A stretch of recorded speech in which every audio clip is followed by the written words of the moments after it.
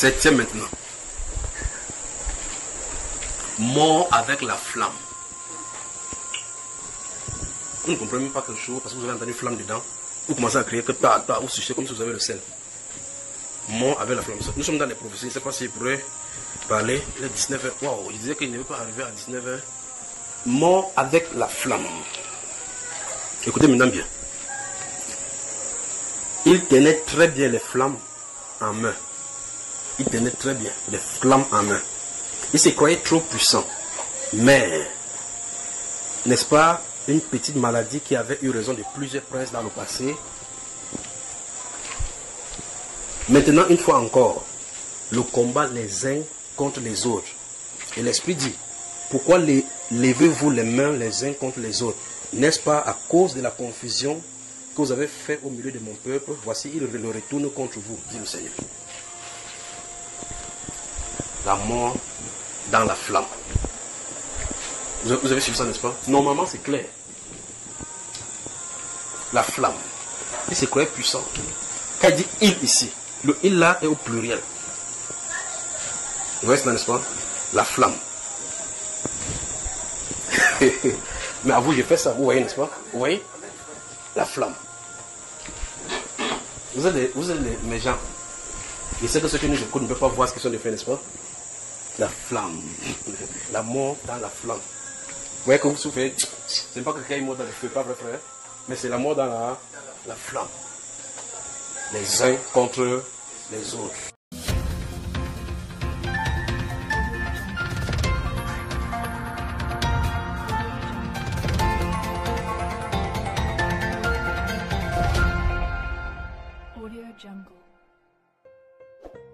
Le RDPC est-il au bord de l'implosion?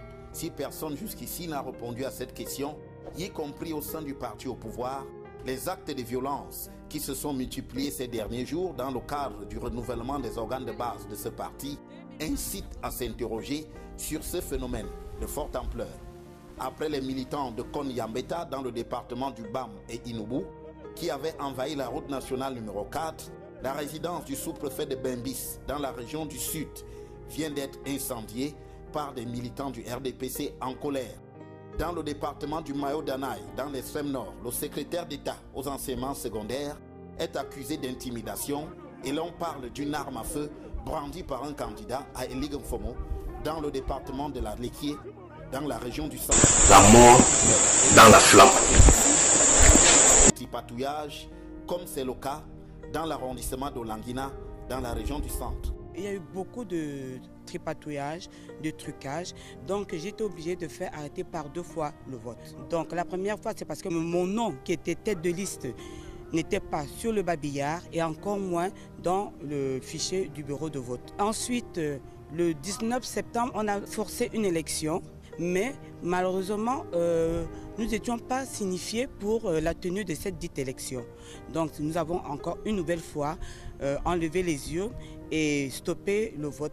Selon les explications, autant à Olangina qu'à Yaoundé 5, parmi les faits pointés, il est question des charters. Il se trouve qu'à Samba, dans l'arrondissement, dans la commune de Languina, c'est le parti frère, les militants du parti frère, l'ANDP, qui sont venus voter en masse, en tenue du parti. Ça, c'est vraiment de l'inédit.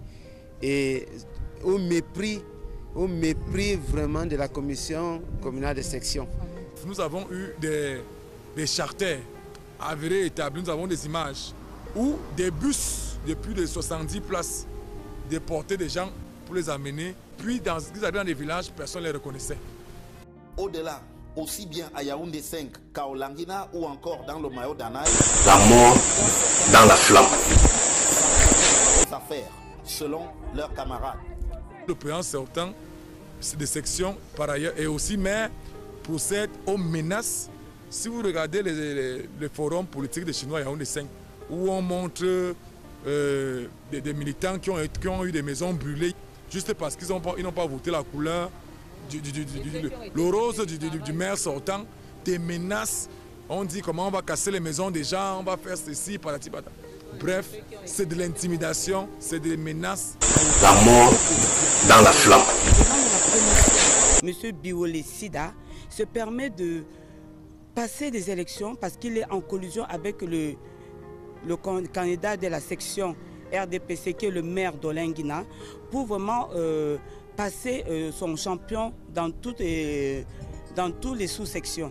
Si souvent, au niveau local, les récriminations n'ont pu trouver de solution, ce sont désormais les instances régionales du RDPC qui croulent sous une avalanche de requêtes qu'il faut solutionner. Jamais les renouvellements au sein du RDPC n'auront donné lieu à un tel déchaînement de passion. Quelques indiscrétions laissent entendre que cette situation résulterait de l'éventualité d'élections anticipées qui pourraient être convoquées et que les acteurs politiques du parti au pouvoir entendent aussi se positionner dans la perspective de l'après-Paul Biya.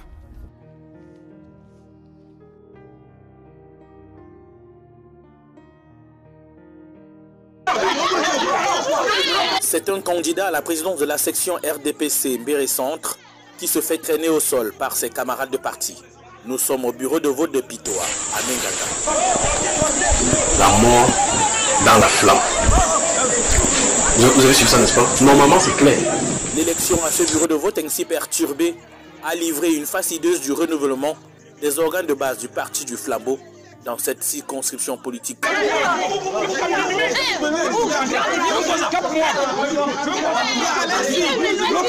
Quelques minutes avant l'empoignade, Amadou Sali et ses partisans se sont montrés très remontés contre les responsables de ce bureau de vote et leurs sollicitations ont semblé pas prises en compte. Et c'est de ce dialogue de sourds que naît la rixe. Qu'est-ce qu'on appelle vraie liste? On attend un procès comme ça. Voilà, je parlais, mais ne suis pas la liste là. Un procès comme ça. Vous êtes papier là. D'ici là, vous êtes dit, il faut vous êtes pas. Vous le prendre.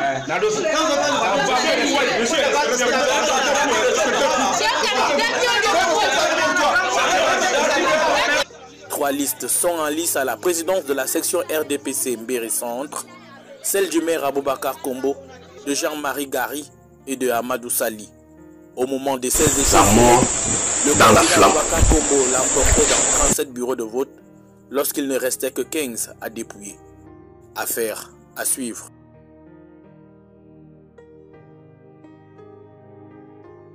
L'opération de renouvellement des organes de base au Rassemblement démocratique du peuple camerounais nous a servi ceci. De vous tout à l'heure, depuis le matin, le village, il n'y a aucune personne du village. La mort dans la flamme. Les gens nous disent qu'on ne trouve pas sa liste. Ça veut dire quoi? Ça veut dire que quelqu'un a dû cacher cette liste. Quelqu'un a caché ça. La liste de OF ne se voit pas. La liste de OJ ne se trouve pas. Si finalement on ne retrouve pas, il n'y a pas élection. La contestation dans plusieurs sections et sous-sections. Les véhicules brisés et des personnes interpellées à Bafia, elles réclamaient la réintégration d'une liste rejetée. Pareil à Makenene, toujours dans le Mbame et Inubu, où les bulletins de vote se sont retrouvés dans la rue. L'œuvre des militants mécontents. Le ton est également monté à Mélon. La voie publique barricadée. Ici, ils s'opposent à ce qu'ils taxent de tripatouillage. L'accent est resté grave, même dans le sud, bastion du Rassemblement démocratique du peuple camerounais. À Bembis, par exemple, il y a eu saccage. Et ironie du sort, le domicile du sous-préfet a connu un incendie le soir même. Baganté n'est pas resté en marge de ce qui semble être la mode au parti du Flambeau ardent. Un secteur de la maison du parti mis à sac. Le matériel électoral saccagé. Et déjà la veille, des fétiches ont été aperçus devant le siège du Rassemblement démocratique du peuple camerounais du département d'Undé. Et l'élection ne s'est pas terminée. La mort dans la flamme. En plus du muscle présenté pendant ces opérations, on a également invoqué les esprits, puisqu'il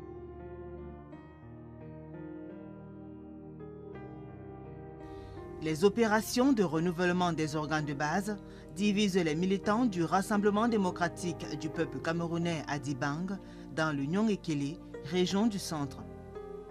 Sur 4 listes proposées, 3 ont été rejetées. La mort dans la flamme. A été validée. Les électeurs crient à la fraude et à une mascarade politique. Voilà la succession. En tant que président de sous-section, voilà ma carte de 2015. Et aujourd'hui, mon nom n'apparaît pas dans la sous-section. C'est dans le sommier politique de ma sous-section. Voilà ma carte. Expliquez-moi donc comment cela peut se passer. J'ai reçu la notification de rejet de ma candidature il y a cela 15 minutes. Les conditions ne me permettant pas de saisir ce document, j'ai préféré vous le donner en manuscrit. Je vous transmets donc cette requête. Dénonçant la corruption, le trafic d'influence et les pots de vin, les militants du parti au pouvoir, section de Dibang, souhaitent qu'on réintègre la liste de leurs camarades du parti. Une seule chose, la réhabilitation de leurs candidats. La réhabilitation de leurs candidats, parce qu'ils trouvent en moi quelqu'un qui a même de répondre à leurs aspirations. Qu'est-ce que notre liste a fait pour qu'on soit rejeté, puisque le président a rempli toutes les conditions par rapport à la demande? Donc, ça c'est de 1. De 2, vraiment, si la politique doit continuer à devant, il faut qu'on laisse ce genre de manipulation, de malgame. Jean au téléphone, le maire n'a pas souhaité donner son avis sur cette affaire. Véronique Eliane Gobikaï dit attendre que la décision soit rendue par le comité central du Rassemblement démocratique du peuple camerounais.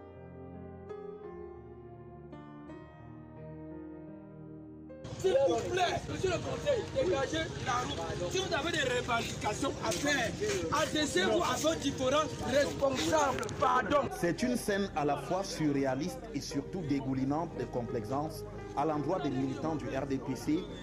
La mort dans la flamme. Réduit à supplier littéralement des militants du parti au pouvoir, fautifs sans l'ombre d'un doute d'avoir occupé illégalement la voie publique pour des affaires internes à leur formation politique, illustre à suffire combien le RDPC, parti au pouvoir, hissé en réalité au rang de parti-État, jouit de passe-droit au sein de l'administration camerounaise.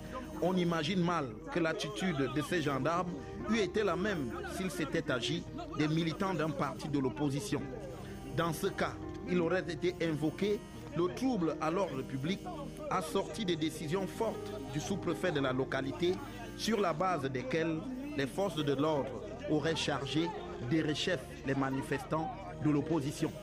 Qu'on en juge simplement par le fait que toutes les manifestations de l'opposition sont interdites, les téméraires souvent mis aux arrêts et les procédures judiciaires à leur encontre, comme c'est le cas avec les militants du MRC, s'avérant être pour eux la croix et la bannière.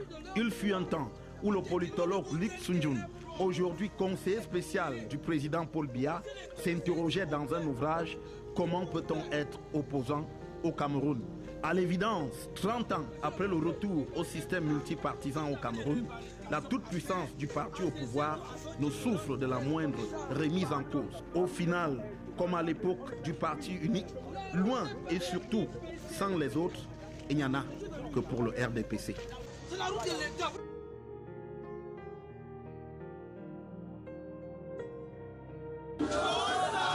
Un vrai terrain de guerre, loin bien sûr du champ politique. C'est l'image que renvoie incontestablement le RDPC à la faveur du renouvellement de ses organes de base. Sur l'ensemble du territoire national, le parti... La mort dans la flamme. Liés aux opérations électorales en son sein.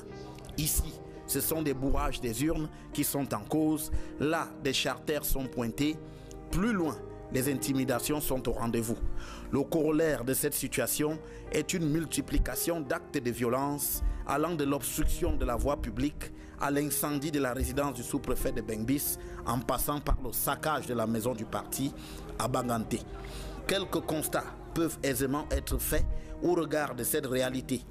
Primo, il apparaît que la mécanique de la fraude est bien ancrée au RDPC et que presque personne y songe à conserver son mandat ou à y accéder par des pratiques orthodoxes. Deuxièmement, l'idée démocratique est mise à rude épreuve au sein de cette formation politique, dont les acteurs affectionnent pourtant mettre en avant l'argument selon lequel la démocratie y a d'abord été expérimentée via les candidatures multiples avant d'irradier le reste du Cameroun. Tertio, c'est par ricochet de l'avenir du RDPC dont il est question in fine. On peut logiquement pronostiquer que celui-ci sera incertain dans les conditions... La mort dans la flamme. Ce qu'il faut certainement déplorer, davantage encore, c'est le silence assourdissant des autorités devant tous ces forfaits qui ne font l'objet d'aucune réprimande, encore moins de la moindre action judiciaire. C'est de toute évidence un très mauvais exemple pour la démocratie et l'état de droit au Cameroun.